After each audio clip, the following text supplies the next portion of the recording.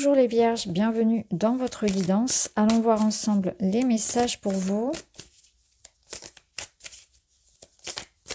Pour ce mois de février, donc au niveau relationnel, affectif, amoureux.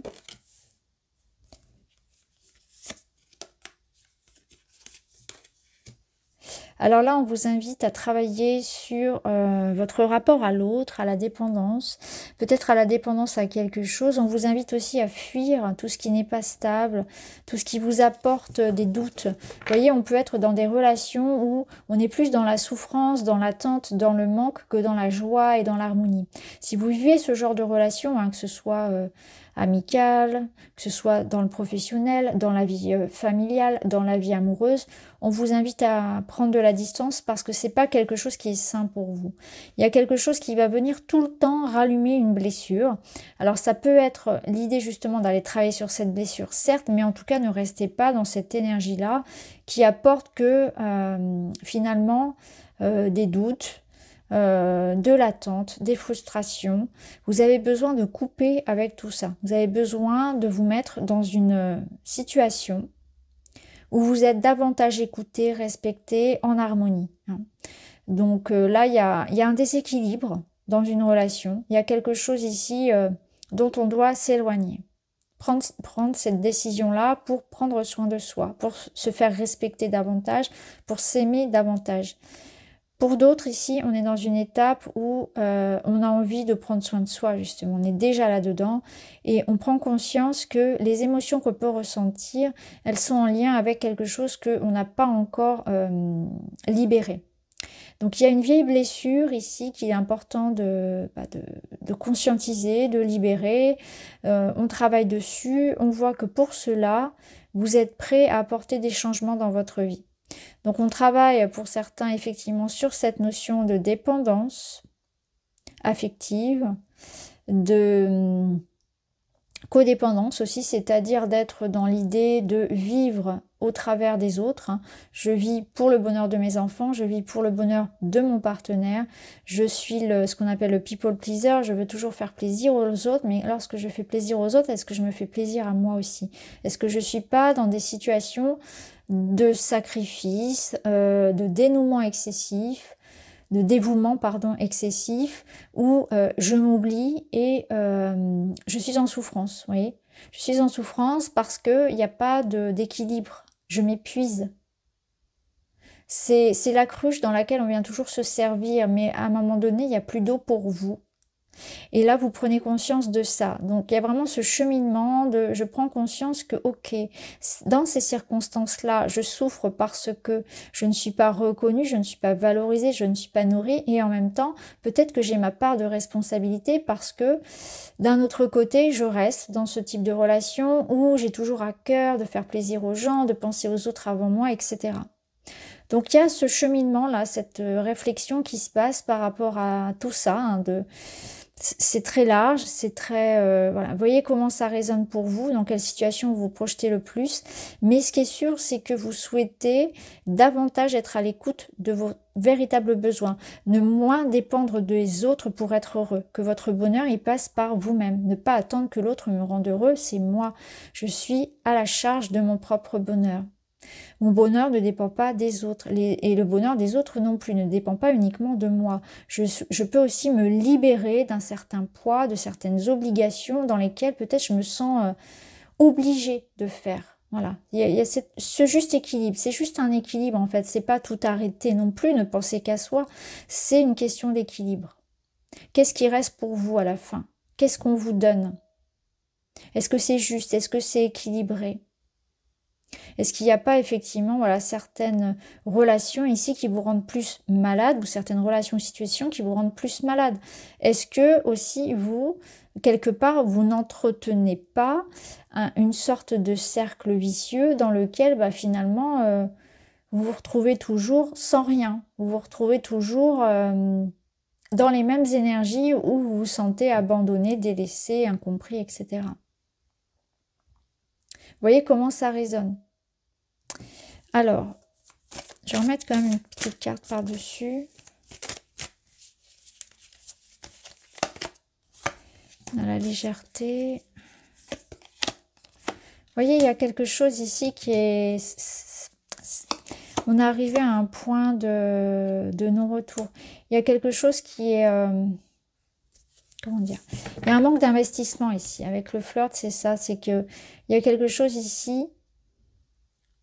On est arrivé à un point où on doit prendre une décision. La décision, elle passe ici par la rupture, hein, par le fait d'abandonner quelque chose, de renoncer, de partir, de s'éloigner parce que...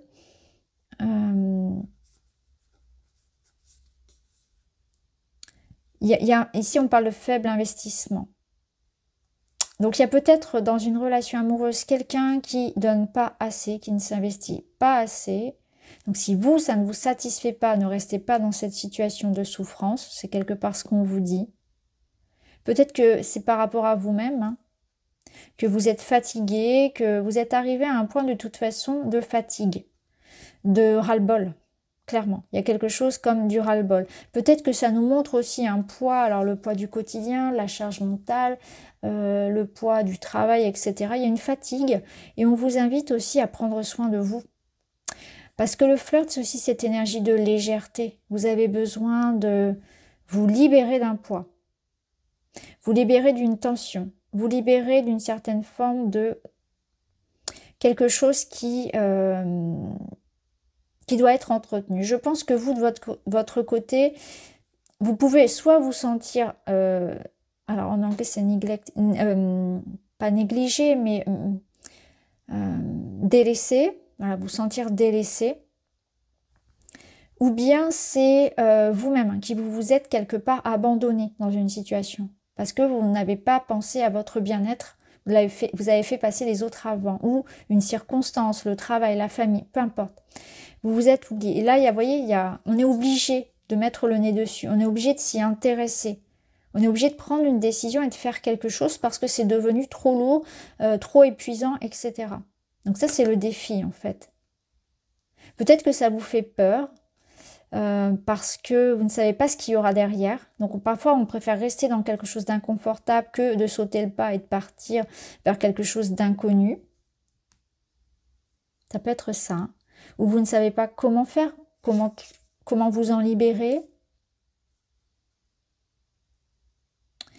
On est dans une situation aussi où quelqu'un a un petit peu pris ses aises, quelqu'un a pris ses habitudes et ne fait plus d'efforts. Il y a quelqu'un qui fait plus d'efforts, qui s'investit plus, qu'on a peut-être assez aussi, qui est arrivé à un point où j'ai plus envie de faire d'efforts. Ça peut être vous, hein, dans le sens où vous avez assez donné et maintenant c'est terminé. J'ai plus envie.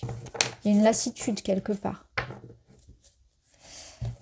Là, ce qui est sûr, c'est qu'il faut voir les choses en face. Il faut affronter une réalité. Hein, une réalité qui n'est pas forcément agréable.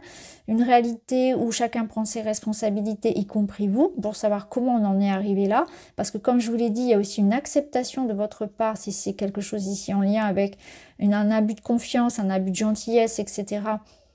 Eh bien, il y a l'idée d'avoir quelque part... accepter de rester dans une situation où on abusait de vous, hein, c'est ça aussi.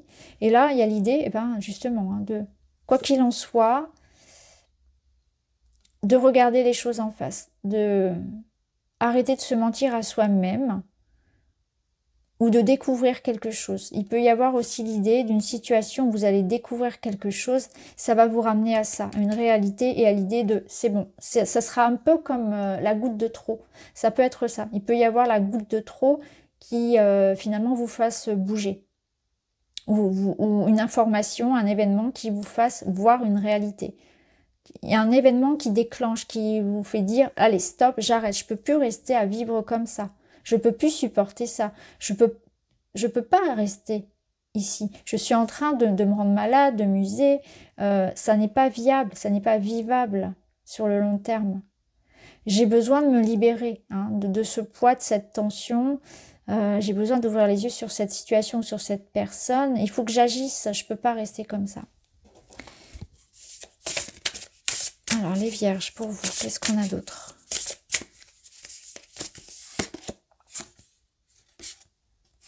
Une belle rencontre, un coup de foudre, une connexion. douceur, tendresse, câliner, cocooning, bisous. Bon, là, on est plutôt dans quelque chose de complètement différent. Là, on est dans une connexion très belle avec une personne où c'est l'amour qu'on se donne à soi. Hein. Ça peut être aussi ça. On va voir avec la 3e carte. L'invitation amoureuse. Bon. Là, on a l'engagement stable. Construction, relation solide, contrat. Ça peut être, vous voyez, l'idée dans le sens où vous attendez que quelqu'un ici donne un signe de construction. Si c'est le cas, eh bien là, clairement, il y a comme un ultimatum peut-être, ou en tout cas l'idée que il va y avoir une réaction, il va y avoir une discussion, il va y avoir un élément déclencheur qui fasse que cette relation-là, elle s'ancre. Parce qu'on est arrivé à un point de non-retour. Ça peut être ça. Pour d'autres, bah, c'est une nouvelle rencontre. Hein. Vous voyez, on a quand même l'idée d'une invitation amoureuse. Donc, on voit qu'il y a l'idée de s'amuser. On voit qu'il y a l'idée d'une belle rencontre qui passe peut-être par l'idée de sortir, de s'amuser. Est-ce qu'il peut y avoir l'idée d'un enfermement dans lequel vous restez? Alors que on vous dit que si vous acceptez l'invitation de la vie, quelque part à sortir et à vous ouvrir, ce qui vous attend derrière, c'est une belle rencontre, de l'amour et de la tendresse. Moi, ici, je le vois vraiment comme une invitation. Peut-être, alors ça peut être une invitation réelle, une sortie, un événement, mais ça peut être aussi l'invitation de la vie à plus de légèreté, à plus de joie dans votre vie parce que vous le méritez et parce que quand vous ouvrez cette porte-là, vous ouvrez la porte aussi aux synchronicités, aux signes, aux belles rencontres. Et là, il y a un coup de foudre qui vous attend, il y a une connexion forte, il y a l'idée de s'apprivoiser. Donc peut-être que ici, ce qui est important, c'est dans les attentes de l'autre. Alors, ce que je ressens, c'est que vous pouvez avoir besoin de travailler encore une fois sur des attentes, sur de la dépendance. Parce qu'avec cette notion d'apprivoiser, il est possible qu'il y ait une construction d'une relation qui demande du temps, de la patience. Ça peut être vous aussi qui ayez besoin de temps pour vous laisser approcher. Vous avez besoin d'une relation ici qui vous aide à remonter la pente. Vous avez pu précédemment être blessé et vous avez besoin de tendresse. Aujourd'hui, vous avez besoin de temps. Vous avez besoin je pense, de vous laisser un petit peu aller, de vous laisser porter par l'amour, peut-être par les autres, parce que vous avez porté les autres pendant un certain temps. Donc c'est un peu à votre tour aussi de vous faire un peu bichonner, de vous faire aimer, entourer comme ça. Là, on a un contrat, hein, quand même, on a un engagement, c'est quelque chose de stable, de solide. Donc, s'il y a relation, s'il y a connexion ou rencontre ce mois-ci, en tout cas, c'est quelque chose qui peut être intéressant. Je ressens pas quelque chose du flirt, au contraire, on est dans une relation ici qui s'ancre. Mais je pense qu'il faut pas se mettre la pression. Il faut pas se mettre la pression. Donc, il y a peut-être une belle rencontre à ne pas rater, par rapport à certains qui pourraient être restés coincés dans quelque chose au contraire de bancal, d'instable, qui n'est pas très nourrissant, c'est l'idée qu'on pourrait passer à côté de quelque chose d'autre. Pour d'autres, il est question ici de voir une réalité en face, que peut-être on vit une crise de couple et que quelque chose est possible dans le sens de la reconstruction, à condition de s'évader, de s'échapper de tout ça. De trouver le temps de la discussion, le temps de faire des efforts, le temps d'en parler, de ne pas porter finalement les difficultés de la relation uniquement sur vos épaules. Il faut que l'autre soit placé aussi dans ses responsabilités. Il faut aussi que les deux acceptent de voir que ça ne va pas. Et parfois, chacun, voyez, campe dans ses positions et on n'est pas capable de le voir. Donc il faut aussi savoir avoir une lucidité, une objectivité et du discernement par rapport à sa propre situation. Peut-être qu'on vous dit aussi que vous vous enfermez, vous êtes arrivé à un point où il est important aussi de vous ouvrir à quelque chose de nouveau dans votre vie relationnelle.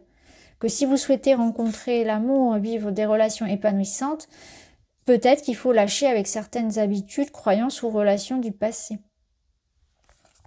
Donc, ce qui est sûr, c'est qu'on a la possibilité d'un bel avenir à deux, d'une reconstruction de quelque chose de plus stable, de plus équilibré. C'est une invitation de la vie à saisir cette opportunité finalement qui se présente à vous ce mois-ci, avec beaucoup de remises en question. Donc des remises en question de couple, des remises en question personnelles, pour ouvrir la porte à quelque chose de beaucoup plus joyeux et léger.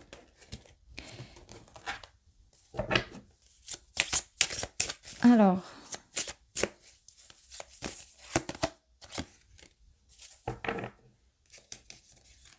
là, on vous dit qu'il y a quelque chose que vous ne voyez pas. Je pense que c'est pour ça, c'est que il y a quelque chose que vous ne voyez pas venir ou quelque chose que vous ne conscientisez pas, qu'il faut vraiment regarder une réalité en face. Il y a vraiment une réelle remise en question. Ça sera important, ça ne sera pas forcément confortable, mais en même temps, ça vous permet ensuite, bah, voyez, de dénouer la situation.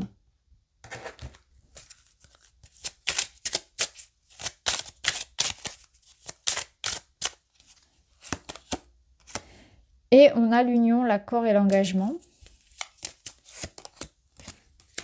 L'enfance. Donc, il y a un renouveau. Un renouveau pour un couple. Un nouvel engagement. Vous voyez, c'est vraiment ça. Il y a quelque chose de nouveau à explorer aussi dans votre relationnel. Il y a un nouveau regard à porter ici. Une nouvelle rencontre, bien sûr, quelque chose de petit, hein, comme un enfant à qui on doit donner de l'amour, à qui on doit aussi laisser une certaine forme de patience. On doit avoir de la patience, un regard doux, compatissant.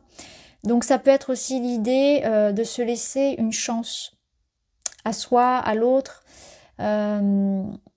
d'évoluer, de grandir, de s'améliorer pour pouvoir justement construire quelque chose ensemble. Hein, c'est de la compassion, c'est de l'empathie pour soi, pour l'autre. Un couple qui repart à zéro ou une nouvelle histoire, un nouveau projet qui ancre le couple. C'est aussi votre enfant intérieur. Donc là, il y a aussi être raccord avec soi. S'écouter, se donner de l'amour, prendre soin de soi. Explorer de nouvelles directions, de nouvelles envies. S'offrir la possibilité d'un renouveau amoureux, tout simplement. Alors, qu'est-ce qu'on peut vous dire? Petit mot de la fin. J'apporte de la diversité dans ma journée. Au lieu de m'obstiner à rester concentrée tant que je n'ai pas terminé, je change souvent d'activité, je m'aère et malgré les apparences, je gagne en efficacité. Ce que je ressens ici, c'est que vous avez besoin de changer vos habitudes et vos croyances, de sortir d'un mode de fonctionnement.